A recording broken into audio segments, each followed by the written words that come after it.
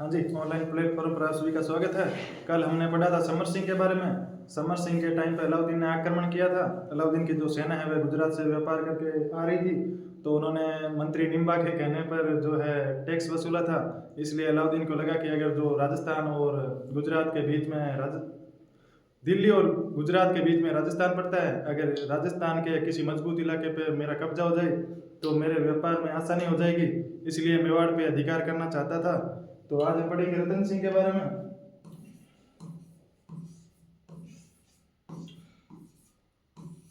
रतन सिंह जिनका जो शासनकाल था वह था 1301 से 1303।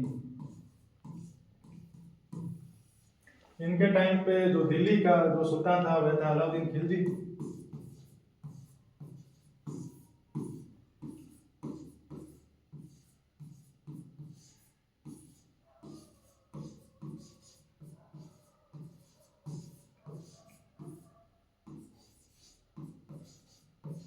ये जो अलाउद्दीन खिलजी है इसका जो शासनकाल था वह था 1296 से 1316। यानी जो इनके पिताजी थे रतन सिंह के समर सिंह, उनके टाइम पे भी इसका शासनकाल था। और इसी की सेना को जो टैक्स के लिए वह समर सिंह ने टैक्स लिया था मंत्री निम्बा के कहने पर। इसलिए ये आक्रमण करेगा। इससे पहले इसने रणथंभौर पर आक्रमण किया था 1301 में। रणथंभौर पर आक्रमण करने का कारण था क्योंकि जो खिलजी वंश के संस्थापक थे जलालुद्दीन खिलजी, उन्होंने इस रणथंभौर पर आक्रमण किया था और वह असफल रहे थे। इसलिए उसका बदला लेने के लिए अलाउद्दीन खिलजी वह पहले रणथंभौर पर आक्रमण करेगा। और रणथंभौर का जो शासक था अमीर, वह आ गया और रणथंभौर पर कब्जा कर लिया। रणथंभौर पर कब्जा करने के बाद में ये वापस दिल्ली चला गया और दिल्ली जाने के बाद में अब योजना बनाई कि अभी हमें जो हमसे टैक्स लिया गया था और हमें मेवाड़ पर अधिकार करना है, और मेवाड़ पर अधिकार करने के लिए हमें सेना ले जानी पड़ेगी। इसलिए दिल्ली गया, वापस वहाँ पर जाके अच्छी तैयारी की और फिर ये वहाँ से रवाना हो गया चित्तौड़ ये आ गया था अपना 28 जनवरी 1303 को। और लगभग इसने 8 महीने हैं जो घेराबंदी रखी थी।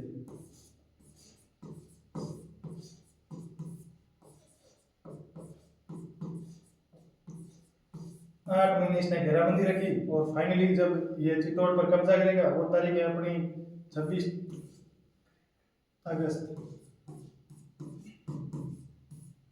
1303 को। 26 अगस्त 1303 को चित्तौड़ का प्रथम साका होता है।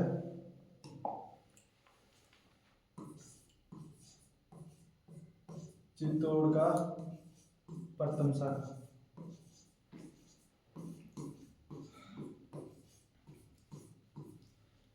इसमें एक तरफ थे मेवाड़ के रतन सिंह और इनके दो सेनापति थे गोरा बादल।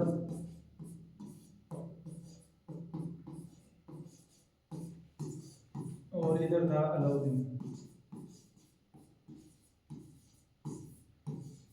ये अलाउद्दीन जो अपने आया था इधर चित्तौड़ की घेराबंदी करने के लिए, वो था अपना 28 जनवरी 1303 को। और जो साका वह हुआ था 26 अगस्त 1303 को। ये अलाउद्दीन इधर आता है और चित्तौड़ के जो दो नदियां हैं गंभीरी और बेड़च नदियों के बीच में, यानी गंभीरी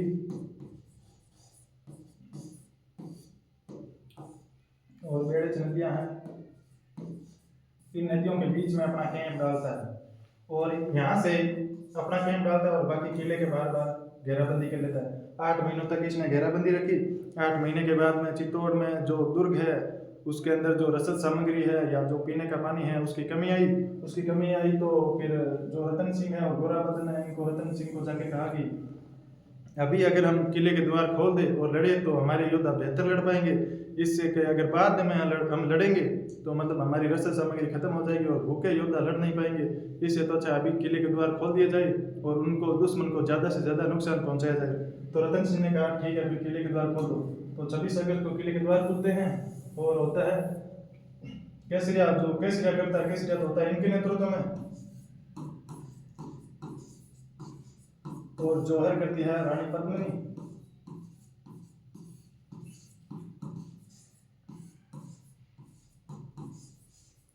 इनके नेतृत्व में होता है जौहर। इसलिए ये हुआ था चित्तौड़ का प्रथम शाखा या मेवाड़ का प्रथम शाखा इन्हीं के टाइम हुआ था।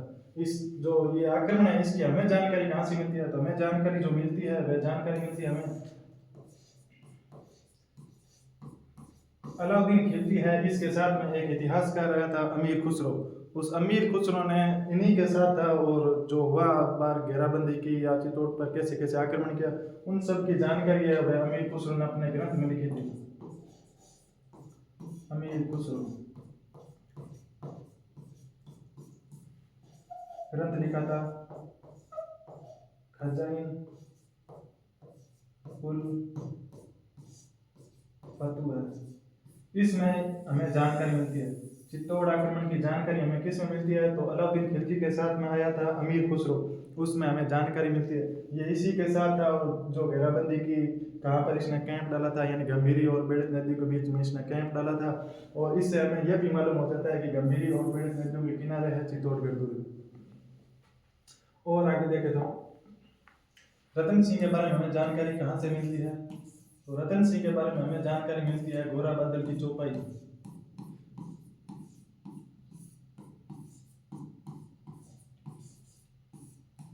घोड़ा बादल की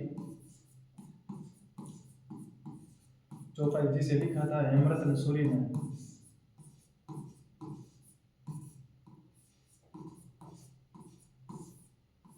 और अगर हम देखें कि जो ये कारण मैंने पहले कारण बताया था कि समर सिंह जो रतन सिंह के पिताजी थे, इनके टाइम में अलाउद्दीन की सेना व्यापार कर रही थी, जो चित्तौड़ से होकर गुजर रही थी, तो उसने निम्बा के कहने पर जो है कहा कि हमें टैक्स लेना चाहिए इनसे, ये बार बार आते हैं और हमारे खेत को झाड़ के चले जाते हैं, भारी संख्या में सैनिक आते हैं और जो पैदल मार्च करते हैं जिससे हमारी खेती नष्ट हो जाती है, इससे हमें टैक्स लेना चाहिए। इसलिए उन्होंने टैक्स लिया था। तो टैक्स लिया था तो एक कारण तो यही था कि अलाउद्दीन चाहता था कि मेवाड़ पर अधिकार, पहला कारण तो यही था। लेकिन जो एक ग्रंथ है अपना पद्मावत, जो 1540 में लिखा गया था, वो लिखा किसने था? मलिक मोहम्मद जायसी ने।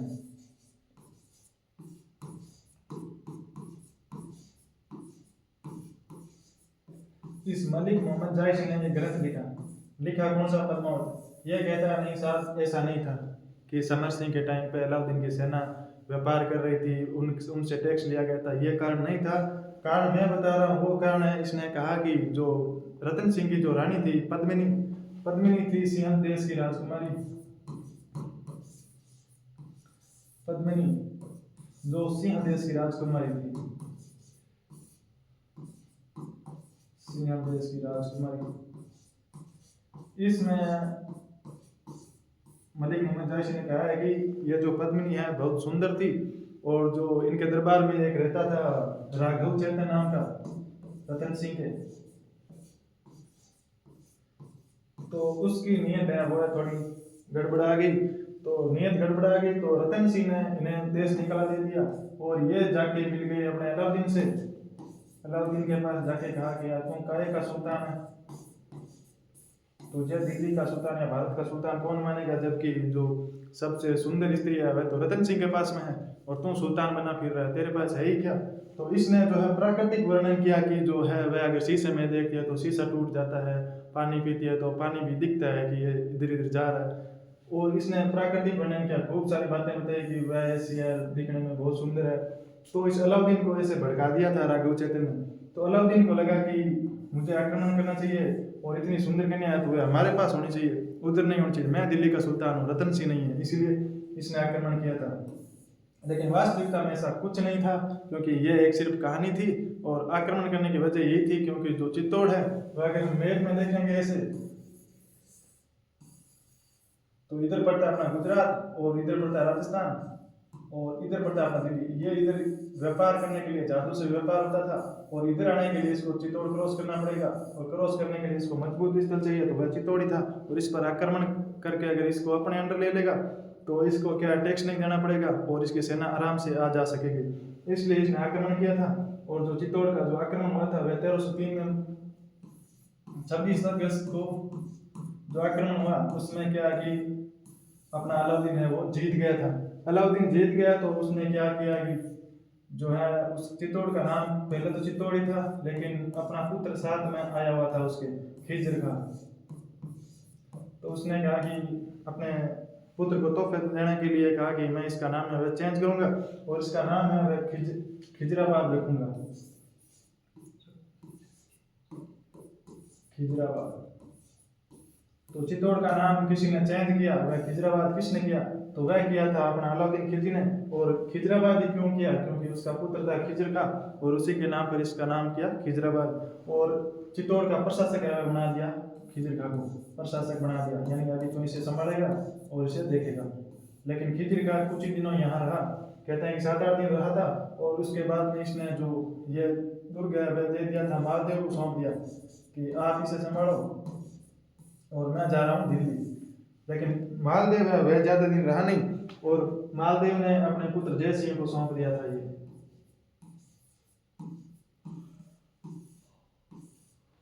जय सिंह को इसको सौंप दिया।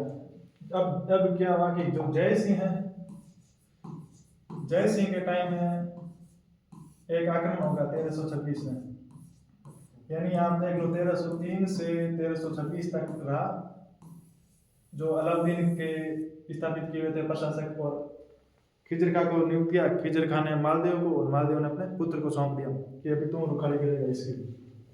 इस टाइम अपने लक्ष्मण सिंह, और लक्ष्मण सिंह का बेटा था अरि सिंह, और अरि सिंह का पुत्र था हमीर। ये हमीर है जो 1326 में आक्रमण करता है चित्तौड़ पर और चित्तौड़ को अपने कब्जे में ले लेता है। तो इस आक्रमण में चित्तौड़ को वापस पुनः जीत लिया था, चित्तौड़ को पुनः जीत लिया।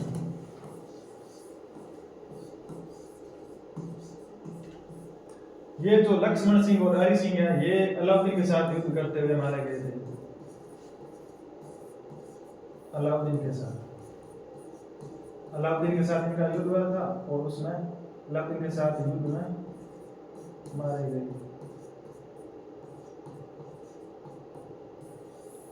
इस अमीर के बाद में जो शाखा होगी वह होगी राणा शाखा। और ये जो अपना रतन सिंह थे, रतन सिंह, ये राउत शाखा के अंतिम राजा होंगे, राउत शाखा। यानी जो हम शाखा थे, राउत शाखा के अंतिम राजा थे। और पहले राजा थे वे थे बप्पा राउल। बप्पा राउल के हमने पढ़ा था कि जो राउल है वह उपाधि है और बप्पा का नाम है, वह मूल नाम है कालभोज। और इनसे शुरू हुई थी राउल शाखा। और राउल रतन सिंह के टाइम में राउल शाखा वह अंतिम राजा थे। इसके बाद में जो राजा बनेंगे वह जो है अपना हमीर। हमीर क्या है कि जो सिसोदा गांव का जागीरदार था, सिसोदा गांव का जागीरदार।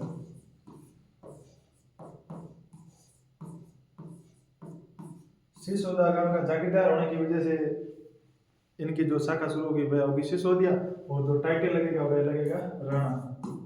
यानी कि इसके बाद में जो भी राजा बनेंगे वे सिसोदिया और राणा टाइटल लगेंगे। हमीर, राणा हमीर सिसोदिया।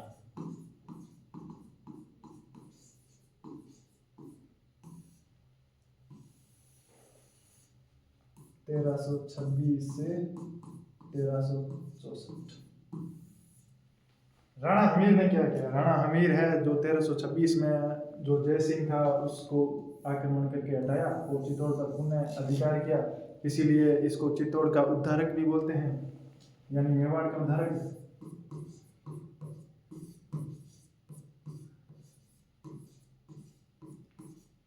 यानी जो मेवाड़ का उद्धार किसी ने किया तो वह था राणा हमीर। और हमीर का मैंने बता दिया सिसोदिया क्यों बोला गया, क्योंकि ये सिसोदा गांव का जागीरदार था और राणा इसने टाइटल लगाया। इसके बाद में जो शासक बनेंगे वे सारे के सारे राणा लगाएंगे। और अभी हम आगे पढ़ेंगे जैसे महाराणा प्रताप, राणा कुंभा, राणा सांगा, ये इसी के टाइम पे आगे आएंगे। इसका एक जो टाइटल है कुंभा, आगे कुंभा शासक बनेगा, वह जो अपने कीर्ति स्तंभ विजय स्तंभ बनाएगा। विजय स्तंभ में जो 9वीं मंजिल है उसमें कीर्ति स्तंभ प्रशस्ति है। कीर्ति स्तंभ प्रशस्ति जिसको लिखा था अत्रि और महेश ने। इसमें इसको जो कहा गया वह कहा गया विषम घाटी पंचानन। विषम घाटी पंचानन। इसका क्या अर्थ? इसका अर्थ यह है कि जो विपरीत परिस्थितियों में भी सिंह के समान सदृश रही, यानी विपरीत परिस्थितियों में भी अपने मन को डिगाई नहीं, जैसा है वैसा ही रहे, कुछ दिखाई नहीं, इसलिए इसको विषम घाटी पंचानन कहा गया। और कुंभा ने यह प्रशस्ति बनाई थी विजय स्तंभ, और जो विजय स्तंभ इसने बनाया था 1437 में उस युद्ध को जीत के, और 1440 से 48 के मध्य जो विजय स्तंभ बनाया गया था सारंगपुर के युद्ध को जीत के, ये अपना राणा हमीर था जिसने 1320 में अपने वापस से अधिकार किया था चित्तौड़ पर। कल अब बढ़ेंगे छत्र सिंह के बारे में। आज इतना ही।